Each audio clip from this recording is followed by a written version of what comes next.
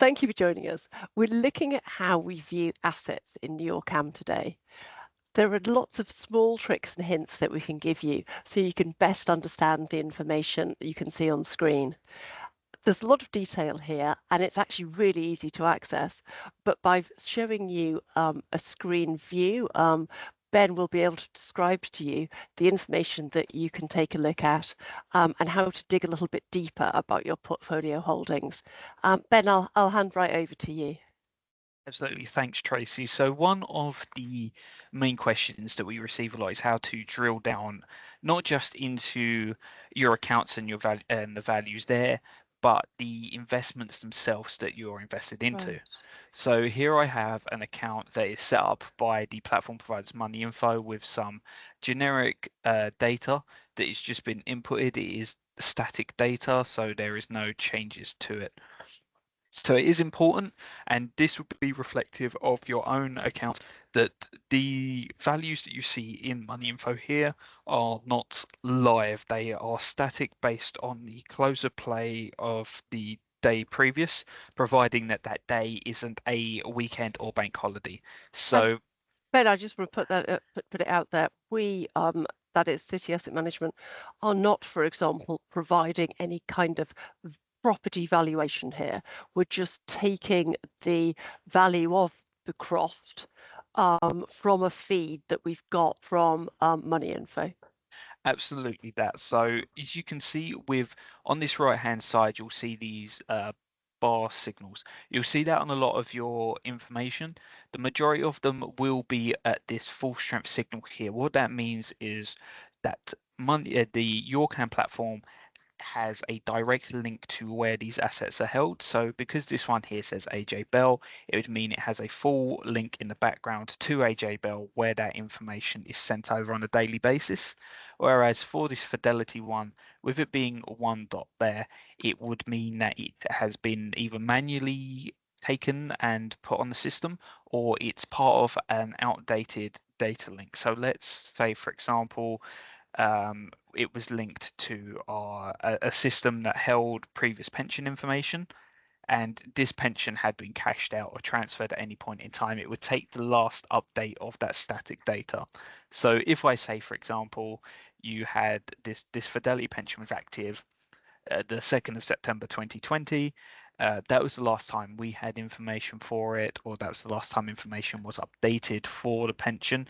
Because there is no link between the platform and Fidelity, that value remains static until we would either manually input new data, or Money Info are constantly looking to update the system. They may end up getting a relationship or partnership with Fidelity that they can then link that through, and that would then go onto a full strength bar, much like AJ Bell's. So Ben, the thing that I'm looking at then, if I open up my view and I look at my portfolio, I'm really focusing on those things at that full strength bar, because that's the information that I know is fresh as of last night. The rest of it might reflect historic data. I might know myself that I cashed that pension out some time ago, and it's kind of a bookmark for me as much as anything. Exactly that, yeah. So the majority of the data you will find on the system from us is it will be highlighted with your City Asset Management account name and number. So when you log in, it will have that data there. They should be either the signal bar will either be full strength, it may be one down if there's been any sort of issues, or if it is a case there's a slight manual process in moving the data over. But our figures are updated once a day. I think it's roughly around, it used to at least be roughly around 6 o'clock in the morning, maybe slightly later than that. But when you log in, say at 9 o'clock to check your figures, they should be reflective of the day previous, unless there is an issue with the data at any point in time, which may or may not happen when it comes to an automatic sync. But if that is the case, we will work behind the scenes to make sure it gets reflected as quick as possible. Fantastic. So basically broken down, Ben, here. Let's put the physical stuff aside because we're not in control of that data. We've got the retirement information, we've got the savings and investment. How do I dig deeper? How do I find out what the next layer is here? So there are two options available. I'm going to use the AJ Bell one as an example. So you can either click on this drop down icon here, which will load up the specific funds you are invested Right. into. But if you wanted to take a full deeper dive, it is better to click on the bar itself. So once it's highlighted blue, when you click that, it will load this Oh, detail okay. up Yeah. here. So as you can see, it's got a list of different options on the side here.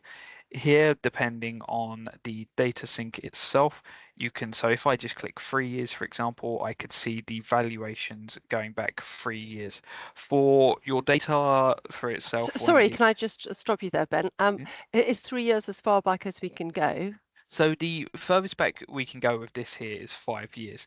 It's a Right. case that with the city asset management data, I believe it is capped at going back from May 2023 onwards, at least when it comes to the graph. The reason it is May 2023 is when our first initial data sync with Money Info happened. Okay. So let's say, for example, the data here was from March 31st, 2015. We'd be able to go back from that day if that was our initial data Right. sync. Great. Thank you. That's really helpful because I know we do get some questions about what people can access. Yep. Looking at the chart then, we can see the journey. But what about if I want to see, for example, if I held a particular fund at a certain point in time? So you would be able to see just your current investments. We, however, do have in the background of the system historic data. So I will have a look here. So with that case, if there was a particular fund you were looking for that you feel like you may be invested into, we can check that ourselves. But at the minute, this data will remain as what you're Right, so currently this is a invested in. current investment, and if Yes. anybody wanted to look at, for example, in um, January 2024, whether they held a particular asset, then that would just be something they could reach out to their investment manager and ask for. Exactly that, yeah. So we would Right, hold that historic data. So if it was super. at But any the time, holdings here are the current holdings. exactly that. So there'll be the Right, current holdings based on the last update. So for your accounts, it would be the day before. So if it was a case that you were speaking with your investment manager, say I spoke with my investment manager today about buying a certain fund, or he informed me that they were yeah, doing some trades and buying a certain fund, it wasn't reflecting immediately. That is because that fund purchase or fund sale has taken place today. So we have to wait a day for that right. to be fully reflective at a minimum. Okay, fantastic. And we've got that cash balance there. Um, can you tell me a little bit more? Is there any way I can dig down further into the cash at all? Absolutely. So similar to the main heading, each one of these is clickable. So if I just click on cash, as you can see there, it then comes up here again Right, with the same sort of drop down menu. Obviously here, the same sort of historical data. So it is reflecting the same information you can see for the account itself. You can then see for the specific holdings that you are currently right, invested yeah. into. That seems pretty straightforward, Ben. We need to wrap up shortly, but what else can you tell us? What other handy tools have we got available to us in these views?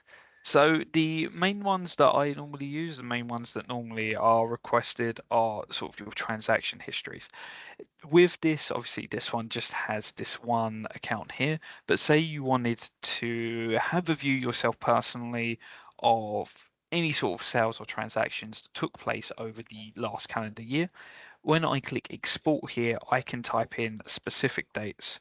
So I'm just going to type in these dates. I know that it's not going to reflect the anything on this data Yeah, here. yeah. But if I click OK, as you can see, that exported transactions comes across almost instantly. It will then allow you to, once you download that, have a look through that specific data. So if it was a case that your quarterly valuations, you wanted to drill down a bit more into, instead of just 4 months, you wanted 5 months or 6 months worth of transactions, you have that ability to export anything or even search it through on the system here.